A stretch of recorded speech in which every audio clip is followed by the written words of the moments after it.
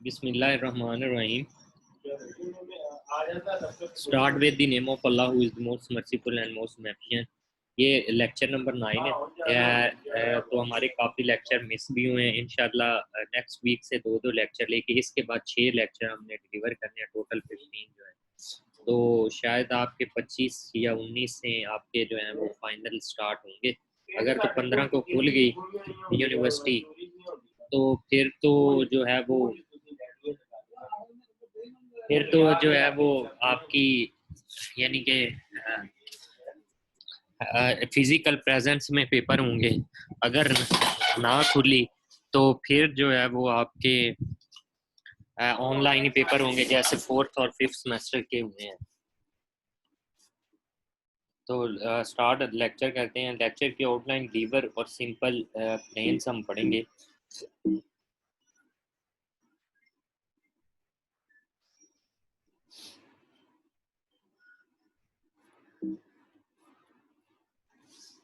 What is lever? Lever basically a structure that is built of bars is called a frame. अगर दो से तीन या तीन से ज्यादा बार्स जब आपस में मिलती हैं, लेट्स सपोज ये एक बार है, एक ये बार है, एक ये वाली बार है, तो अगर तीनों बार्स मिलती हैं तो ये एक स्ट्रक्चर बन जाता है, that is called a frame. ये इसको हम बोलते भी हैं कि ये एक फ्रेम है, ठीक है। तो यही चीज यहाँ पे जो है वो मेंशन की गई है। A lever is one of the simplest of all mechanical devices. It consist of rigid bar, straight और कर्व्ड। रिजिड हो सकती हैं, स्ट्रेट हो सकती हैं, कर्व्ड बार हो। The hinge point is called the fulcrum. जहाँ पे ये आगे देखते भी हैं फुलक्रम क्या होता है, तो फुलक्रम जो होता है वो हिंज पार्ट होता है, जहाँ पे दो जो होती हैं बारें वो कनेक्ट हुई होती हैं। Levers are used in many engineering application. Fulcrums are denoted by these symbols. तो यहाँ पे देखें, अगर इस पिक्चर पे हम आप गौर करें तो ये जो दो इस पिक्चर में देखें तो एक ये मेंबर है, एक ये वाला मेंबर है। तो ये जो दरमियान वाला है ये वाला, ये यहाँ पे मेंबर कनेक्टेड है, यहाँ पे मेंबर कनेक्टेड है। तो ये क्या बेसिकली ये फुलक्रम है, ठीक है। तो ये जो आई है ये क्या है, कोई एफर्ट है, ठीक है, जो हम लगाते हैं। और एल क्या है, इसमें लोड्स हैं। तो यही चीजें मेंशन भी की हुई है। फिगर 6.1 है, ये illustrates several type of lever used in machine. In these lever the fulcrum is located between the forces. इन दोनों फोर्सेस के दरमियान में आपका फुलक्रम होगा। तो द परपेंडिकुलर डिस्टेंस, जो ये डिस्टेंसेस हैं ए एंड बी, ये क्या है, from the fulcrum to the lines of action of the forces are called the lever arms. The purpose of lever is to transmit effort E into output L. तो इसका जो purpose होता है liver का, transport effort ई करता है और L जो है वो करता है। ये कुछ कंडीशन है। The ratio L over E, load over effort, is called the mechanical advantage. अगर हम फाइंड करना चाहें मैकेनिकल एडवांटेज की डेफिनेशन है कि ratio of L over E. If ये condition, if the lever is in equilibrium the ratio L over E is determined by the equilibrium of moments about the fulcrum. Hence, if A and B are the lever arms of forces E and respectively, then उसके बाद जो है वो same ही है कि according to the definition जो मैंने पहले भी बताया कि जो फ्रेम बार्स होती हैं वो कनेक्टेड होती हैं किससे, पिन से।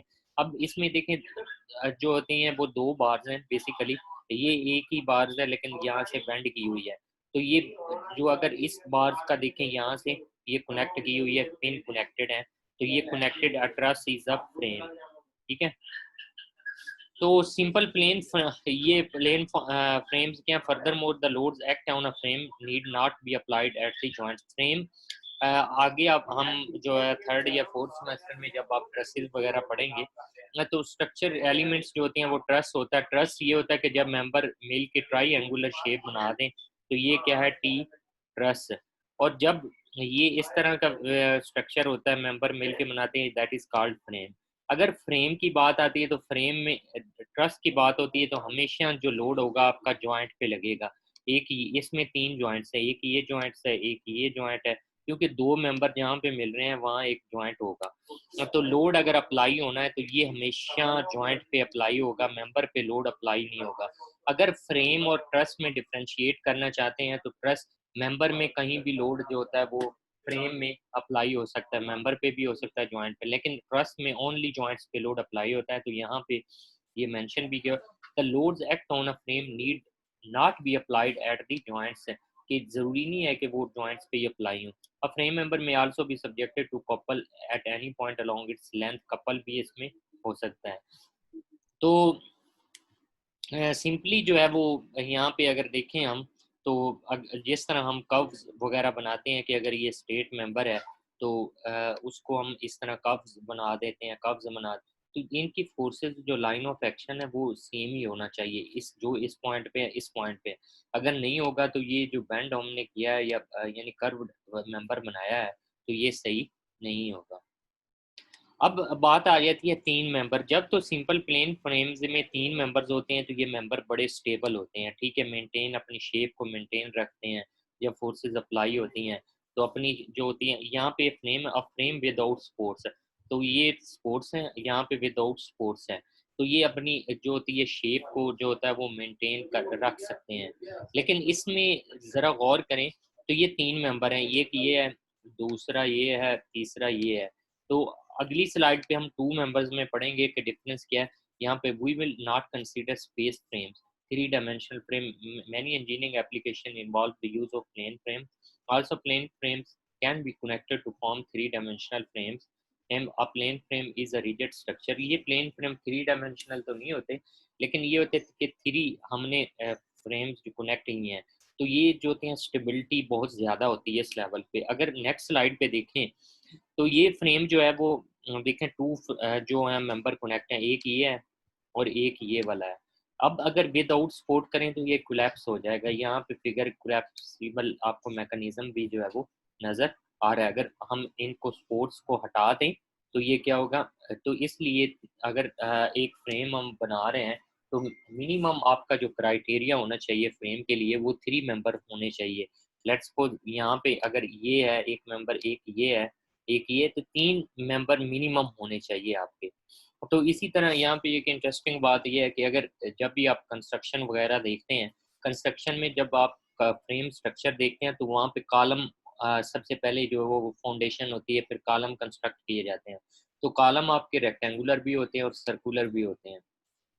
अगर हम रेक्टेंगुलर की बात करते हैं तो अगर इसमें मिनिमम जो है वो जो स्टैंडर्ड है वो कहता है कि 4 आपके स्टील बार्स होना चाहिए। आप जितने भी प्रोजेक्ट हो रहे हैं आप देखना, तो अगर आपको रेक्टेंगुलर नजर आए तो इसमें मिनिमम जो है वो 4 स्टील बार्स जो होंगी वो, यानी जो 4 हैं वो सरिये जो हैं स्टील के वो लाजमी इधर होंगे, होंगे 4 जो ये मिनिमम है। अगर सर्कुलर होगा तो उसमें मिनिमम जो है वो 6 जो है वो स्टील के जो रॉड होंगे, स्टील बार जो होंगी वो होंगी। और ज्यादा जितना मर्जी डालें वो तो स्ट्रेंथ पे मैटर करता है या उसके डिजाइन पे, लेकिन ये मिनिमम स्टैंडर्ड है।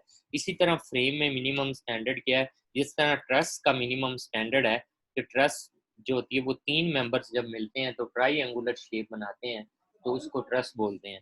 तो इस तरह फ्रेम भी स्टेबिलिटी में तीन मेंबर्स होने लाजमी है।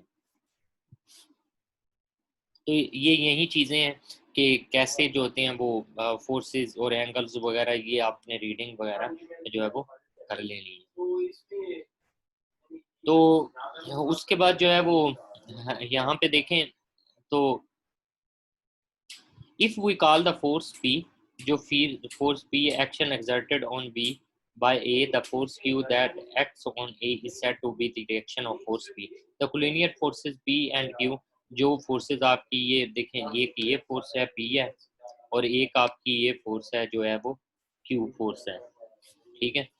That acts on A is said to be the reaction of forces P. The collinear forces P and Q have the equal magnitude P but opposite senses, कि इनके जो फोर्सेस होते हैं वो क्या होती हैं, इक्वल होती हैं, लेकिन इनकी जो डायरेक्शन होती है वो अपोजिट होती है।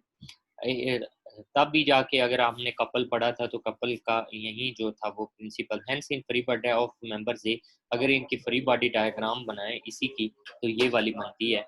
तो an equal and opposite contact force on continuous members. Use the symbol P to denote the contact forces between the members A and B. In chapter 4, we studied the equilibrium of a single rigid body subjected to a system of coplanar forces, but here we consider the equilibrium of interconnected rigid bodies, paying particular attention to the principle of action and reaction. तो ये भी same है, इसको read आपने कर लेना है। यहाँ पे एक चीज जो है वो एडिशन है कि in solution of the equations of equilibrium for the system of forces, if P is found to be positive number, the assumed sense is correct है। अगर आप सॉल्व कर रहे हैं, अगर आपकी फोर्स जो है वो पॉजिटिव में आ जाती है, तो आपने जो अज्यूम की है डायरेक्शन, वो क्या है, करेक्ट है। इफ पी इज, अगर आपकी जो है वो नेगेटिव में आ जाए, यानी फोर्स जो है, तो इसका मतलब the correct sense is opposite. Let's suppose आप जो है वो इसको यानी कि कह रहे हैं कि ये अपवर्ड फोर्स है, ठीक है, अज्यूम करते हैं ना स्टार्ट में, लेकिन ये आंसर आपका आ जाता है नेगेटिव में, तो इसका मतलब ये डाउनवर्ड फोर्स है। आपने मैग्नीट्यूड विल नेवर चेंज, आपने सिर्फ जो है वो चेंज क्या करना है, आपने उसकी जाके डायरेक्शन जो है वो चेंज कर देनी है। तो ये फिनोमिना है कि आपने जो मर्जी आपका दिल करे, स्टार्टिंग में ये करना है आपने कि आपका जो दिल करे आपने अज्यूम कर लेनी है, ठीक है, उसकी जो डायरेक्शन है वो अज्यूम करें। अज्यूम करने के बाद जो है वो अज्यूम जब कर लेंगे आप तो अगर आपका आंसर जो है वो पॉजिटिव में आ जाए, तो इसका मतलब जो आपने अज्यूम की थी डायरेक्शन वो ठीक है। अगर आपका आंसर नेगेटिव में आ जाए, तो आपने जो डायरेक्शन अज्यूम की थी वो क्या है, वो सही नहीं है, इनकरेक्ट है, ठीक है। तो उसके बाद जो है वो recall that in trusses the loads are applied at the joints, and in method of joints free body diagrams of the truss pins are used to determine the forces in the members of the truss. A frame member may have forces applied anywhere along its length.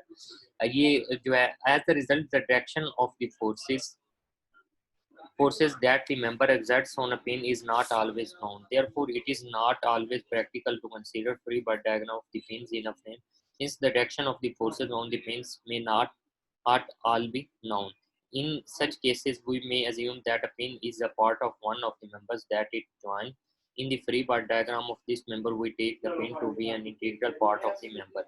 Only it does not matter to which member the pin is attached. However, there are certain cases in which it is convenient to attach the pin to a particular members.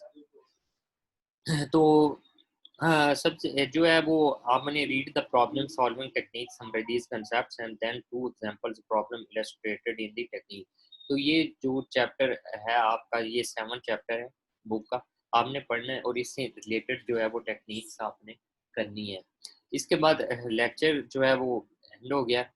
तो इस week जो है मैं एक तो assignment दूंगा, किसी week हफ्ते या सैटरडे संडे को अपलोड हो जाएगी CMS पे, और उसका टाइम भी मेंशन होगा कि कब जो है वो आपने सबमिट करनी है वापस। दूसरा एक क्विज मैं दूंगा इसी वीक में, और मैं बता दूंगा उसका टाइम मेंशन होगा। तो आपने एक क्विज और असाइनमेंट इस वीक होगा, एक जो है वो नेक्स्ट वीक क्विज और असाइनमेंट, 2 मैं क्विज लूँगा, 2 असाइनमेंट लूँगा जो है फॉर यूर सेशनल। और अभी जो है वो फ्री हो गए हैं इंशाल्लाह, तो आपका जो है वो फाइनल मिड वगैरह भी चेक कर लेते हैं, क्योंकि वो 4th और 5th के पेपर हो गए हैं, उनका रिजल्ट आज मैंने अपलोड कर दिया है, तो उधर से फ्री हो गए हैं। तो अगर तो इस लेक्चर में कोई कंफ्यूजन है तो आप बता सकते हैं। ये था लेक्चर, इंशाल्लाह नेक्स्ट वीक हम 2 लेक्चर लेंगे कंबाइन। तो इसमें कोई है, किसी ने पूछना है तो पूछ सकता है।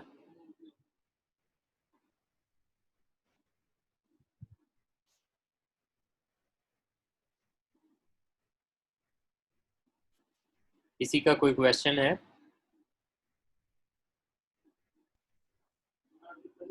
हाँ सर। हाँ जी।